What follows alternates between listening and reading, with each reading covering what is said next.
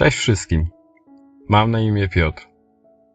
Chciałbym opowiedzieć moją historię z pogranicza śmierci. Jako nastolatek nie zdawałem sobie sprawy, że istnieje coś więcej niż tylko świat fizyczny.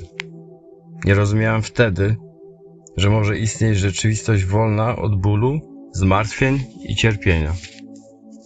Żyłem w takiej ograniczonej świadomości.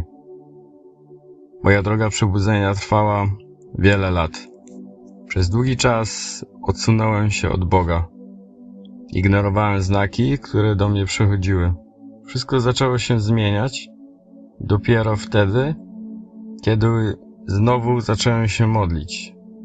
Kiedy zacząłem rozmawiać z Bogiem, swoim przewodnikiem duchowym. To sprawiło, że poczułem, jakbym naprawdę wrócił do życia. Pojawiło się we mnie głębokie szczęście. Ale to już inna historia. Z czasem zrozumiałem też coś jeszcze, że przez moją ignorancję, egoizm i pychę mogłem przyciągnąć do siebie coś negatywnego. Dlatego warto żyć w dobroci i miłości. Warto modlić się nawet za tych, którzy nas skrzywdzili. Nie nosić sobie żalu i nie być dla siebie zbyt surowym. No i wracając do mojej historii, około 24 lata temu przeżyłem śmierć kliniczną. Miałem bardzo silną anemię. Hemoglobina spadła do 6. Położyłem się spać, a świadomość już odzyskałem po drugiej stronie. Spotkałem tam mojego zmarłego brata. To on mnie oprowadzał i tłumaczył mi, co się dzieje.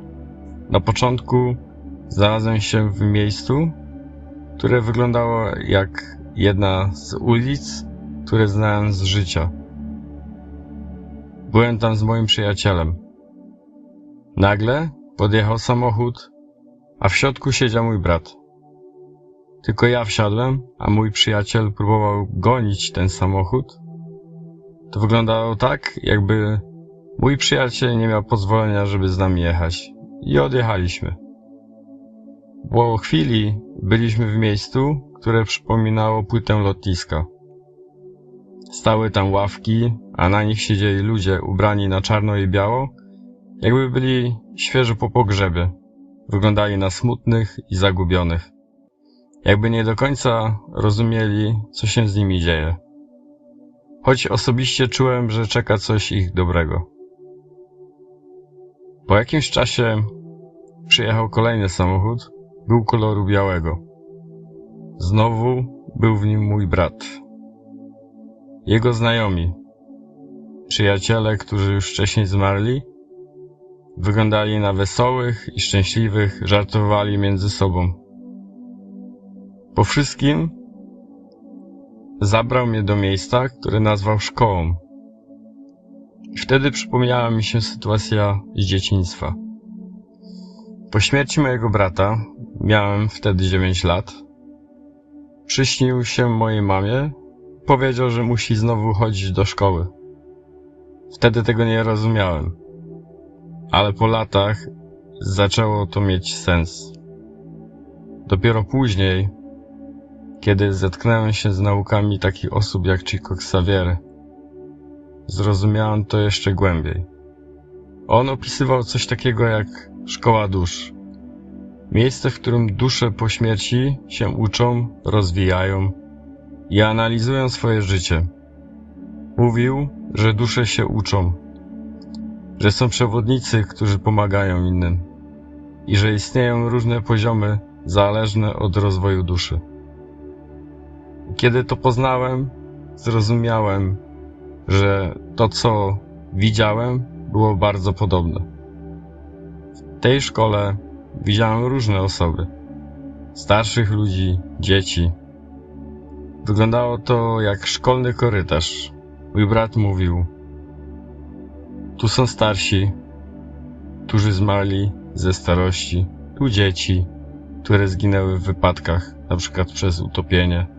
Pamiętam, jak jedno dziecko miało mokre włosy, jakby dopiero co wyszło z wody. a tu są osoby, które odebrały sobie życie, a tutaj ci, którzy zmarli przez choroby. Te dusze miały w sobie smutek, żal, tęsknotę, ale czułem, że to tylko etap i że czeka na nich coś lepszego. Później trafiliśmy w inne miejsce. Wyglądało jak raj. W oddali widać było drzewa otaczające futurystyczne miasto, a ja stałem w małym parku. Nagle poczułem, jak ktoś rzuca w moje plecy czymś, co wydawało mi się patykiem. Po chwili przede mną pojawiła się dziewczyna o kręconych, ciemniejszych włosach i kwiatach oplatających jej szyję. Uśmiechała się i witała mnie. Była bardzo piękna i czułem, że ma w sobie czystą, bezwarunkową miłość i inteligencję, której wcześniej nie znałem. Powiedziała, że jeśli pojawia się ktoś tu nowy, zawsze jest w taki sposób zaczepiany, nawiązując do tej postaci, która rzuciła we mnie przedmiotem.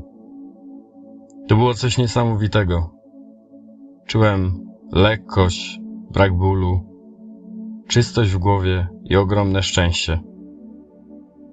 Poczułem, że to jest mój prawdziwy dom i chciałem tam zostać. Ale mój brat powiedział: to jeszcze nie twój czas. Musisz wracać i opiekować się rodzicami. I wtedy pchnął mnie, ale tak delikatnie, jak wcześniej wspominał, to jeszcze nie pora. Zacząłem wracać. Zobaczyłem swoje ciało leżące w łóżku. Za ścianą byli moi rodzice. Siedzieli i rozmawiali. I nagle wróciłem, obudziłem się. Często wracam do tego doświadczenia i jestem za nie wdzięczny. To przypomina mi, skąd jesteśmy i co jest ważne w życiu. Około 6 lat temu mój brat przyśnił mi się po raz ostatni. Powiedział, że będzie się inkarnował, że odrodzi się w nowej rodzinie. Dla mnie to był dowód, że jest coś takiego jak wędrówka dusz. Dzięki historiom innych ludzi, książkom, Chico Xavier, Allan Kardec i własnym doświadczeniom, między innymi przez OB, cały czas się rozwijam i staram się być lepszym człowiekiem. I tego życzę każdemu z Was. Pozdrawiam.